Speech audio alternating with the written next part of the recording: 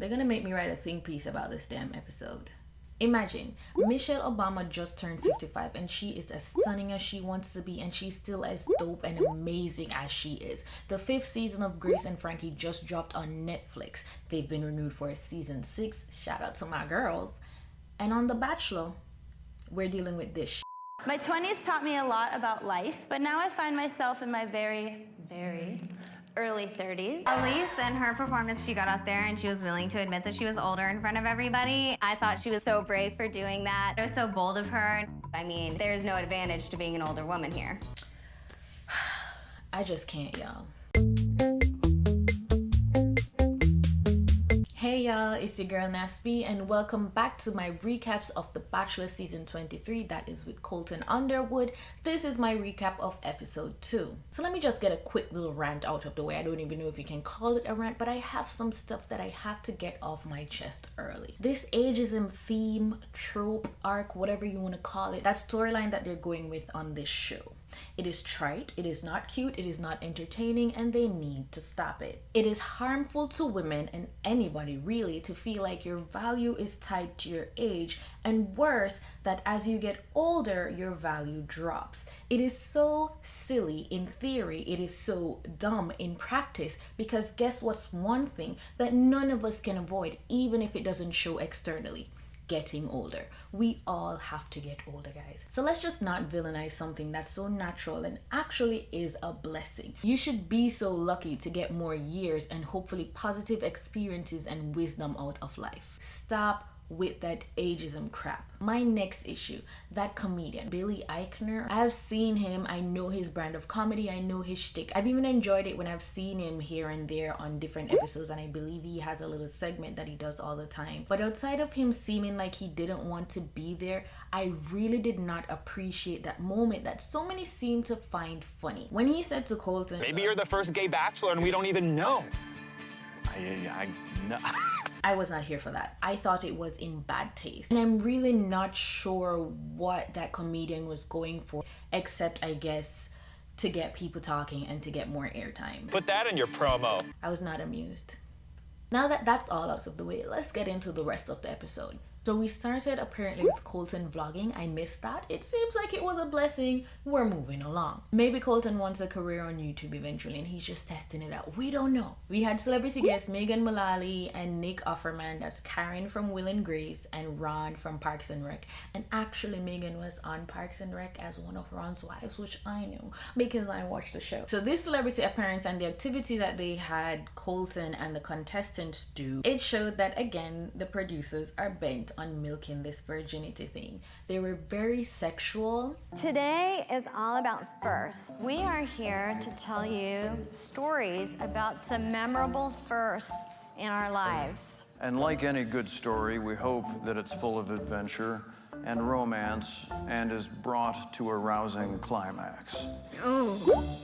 My story is called The First Time I Someone. This is the story of the first time that I plucked the blossom of a woman. The fact that it was said that Elyse, who is 31, was brave for admitting her age, that should have told me just how much this episode was going to annoy me. They opened the gate and everybody just rushed through, because it wasn't just, I don't even want to say the younger ones because it really seemed like it was Demi that was purporting this whole thing, but you had the younger ones saying, oh, all these ladies are so old, and then you had the older ladies who are less than a decade older than the younger ones. Let's just get some perspective here. You had them also harping on this older thing, calling themselves Colton's Cougars. We have been laughing in the house behind your back that when we moved in today, we have the Cougar Den. Oh, yeah? Colton's Cougars, yeah, all the like 27 and ups are in the same room. Oh, really?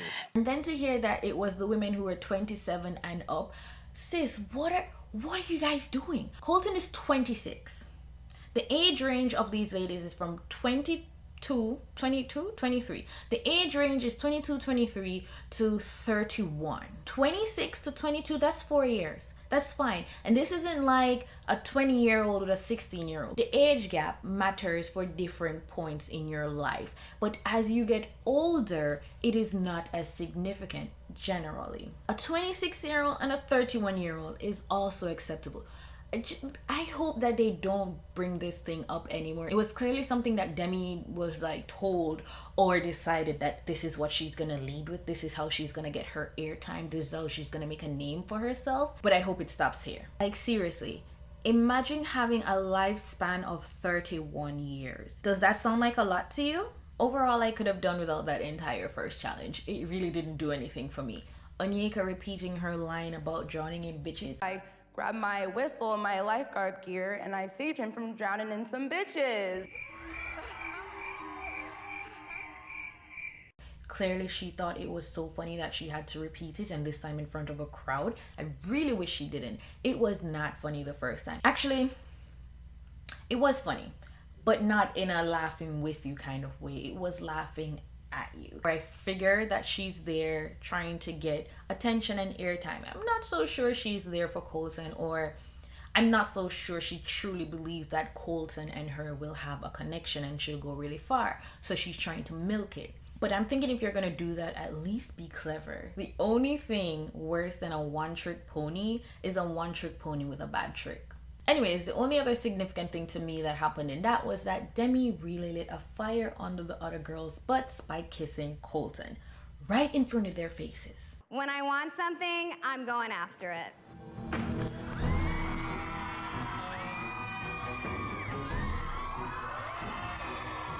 Demi is so immature. I'm not gonna lie, my stomach was starting to get a little tight in knots because like I didn't want to sit there and see her kiss him. And that is the story of how I got the first group date rose. I actually found that moment to be pretty lackluster and whatever, but for a show like The Bachelor and for contestants that are like this batch, I guess it was a really big deal. It seemed to have really upset a lot of them. It's understandable. You're going for this person's affection, attention, whatever, and then this other person just bloop right in your face.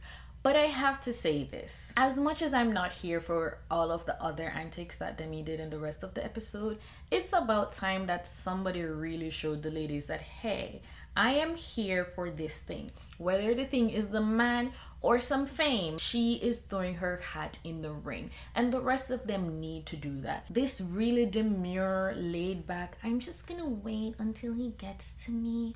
Oh my god, I can't believe she's going over there and taking time with him. That whole thing, cut it out. Especially after the first night, which I actually want to touch on, but I'm gonna get back to that later. What I have to say to these ladies is you can sit back and do nothing while somebody else goes after who or what you want if you want to, but don't be crying when they end up doing that. Speaking of crying, no, I'm definitely touching on that later. Let's get into the big moment of the show, that one-on-one with Hannah B. That one-on-one was so awkward that I felt a mass cringe from all of Bachelor Nation. Sweetie could not make a toast to save her life. Oh my gosh. So we are going to make a toast. I'm gonna make one and you gotta make one. I have to make one? Of course you have to make one. Challenge, I'm telling you. Dang it. I'm here to challenge you. Okay, here. I feel like you took mine. Okay. Your turn, stop stalling. Dang it. I really feel like you took my words. Yeah, I wish you would have let me go first. I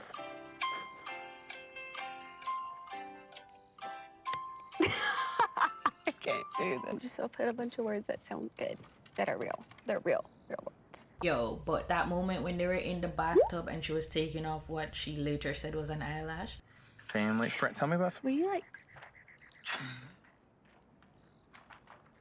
What, you got it? Oh, wait, no, stop. Got it. Make a wish. I swear say I might have should take out of the man.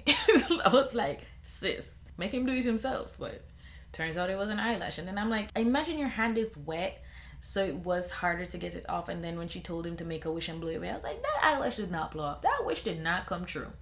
You probably wish for the date to be over. I feel like so far this date hasn't gone like I was expecting it to be. And then he said he was going to give her a chance to turn it around, and of course she did. whether or not to the rest of us it felt like she really did, she got a rose. Some people were saying that it was because it was her birthday, which she made sure to let us know. And I don't disagree, but I definitely also feel that another major reason is whatever drama that we're gonna find out about later in the season that took place between her and Caelynn, because apparently these two were roommates and now they don't talk to each other. We competed at Miss USA together. She's Miss Alabama, I'm Miss North Carolina. We were roommates at Miss USA. We were super close, and then she was not happy that I was first runner-up. She was mad she didn't place. With Hannah, there's a facade, and then it starts to crumble. Hannah kind of snapped. She flipped a switch, and I was like, whoa, this is a whole new Hannah. So being in this environment, it's pretty similar.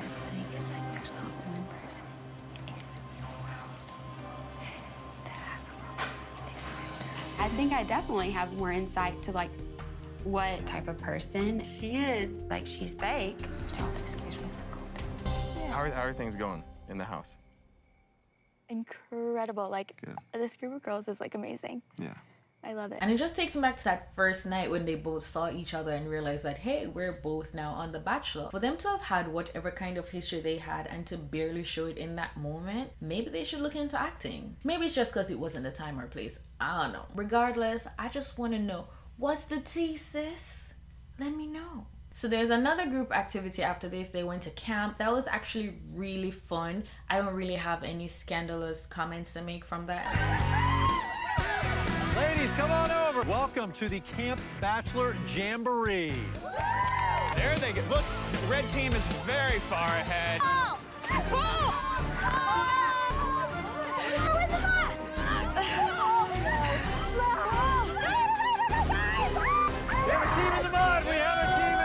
It was enjoyable to see, and I'm hoping that there's actually much more of it. It helps to balance out the rest of the crap that goes on, and it lowers my blood pressure. They had an overnight section, and the girl who had never been kissed, who they have yet to tell us her occupation, she got the rose from the group date because she told Colton about the fact that she had never been kissed. And then there was that awkward moment. I respect the heck out of that. I really do.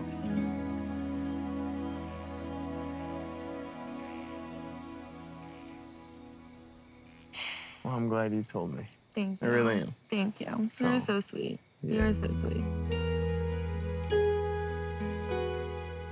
I thought we might kiss, but not tonight. I think we just have to wait and see. I'm just really looking forward to our next time together. On one hand, I get it, because she apparently said she's really into him, and hey, if you're really into somebody and you're around them, you're trying to do that. But it wasn't the right time, honey. It just was not. And was a bit awkward. So we're back at the mansion now and wrapping up the night, and it's clear that in this entire episode Demi decided to step her game up. That moment with the robe, I don't know, it didn't strike me as sexy. It was clear that was what she was going for, and I want to note that in this episode you could see which of the women were going for virgin / pure and which ones were going for vixen / promiscuous. Either way, whichever side they were trying to fall on, the ones that were playing into it, it all felt really forced. I don't know what Demi was doing in that robe, and then she had on her dress underneath it, and it wasn't exactly like a really sexy dress. I don't know why she was massaging him in the bed while he still had his shirt on. But it was enough to upset the other women. Like, they started really freaking out. Oh my gosh. Wait, what? Demi wanted to take him to the fantasy suite. I don't know what's happening in there. And she got on a rope, so I don't know what's under the rope, and I'm a little nervous. If this is just day 2 and y'all are strung out like this, you were not meant for this competition. And you could tell that Demi could tell that the ladies were turned off by it. And again, she did the ageist stuff, which was just like, honey, I really hope you get over that by the time you hit your 30s, because guess what? Unless something unfortunate happens, your 30s are coming. And after that, your 40s. You're just gonna get older, boo. You can't snark your way out of that. And I really hope you get it together. And we definitely can't talk about Demi this episode without talking about Tracy. Tell me more about your dating experience. You said good, bad, Yeah, I on mean, and off. Can I interrupt? How's it going? Yeah. Here, I'll give you a hug. How's it going? Good, how are you? What is it? You weren't wearing this when I first walked in. I know. I'm just trying to get you comfortable. Oh, okay. Remember earlier when I said I'm gonna get back to y'all about this crying thing? Sis lost it. God, I gotta be kidding me. She was really affected. I honestly just feel like this is not the space or the place for her. And she probably just doesn't like Demi on top of it. So it's like, girl, hey, if you don't like people, you shouldn't be in the same space as them. And I get it, you're going after somebody, but not all of you are cut out for it. And then the moment when Demi comes to check on Tracy, or I don't know if she came to talk to her, I don't know what it was.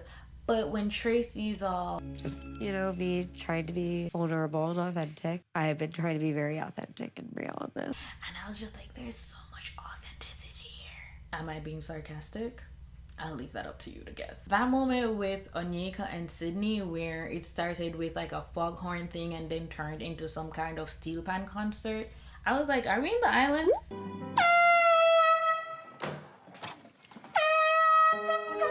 Time to steal ya. Whatever it takes to get my time back.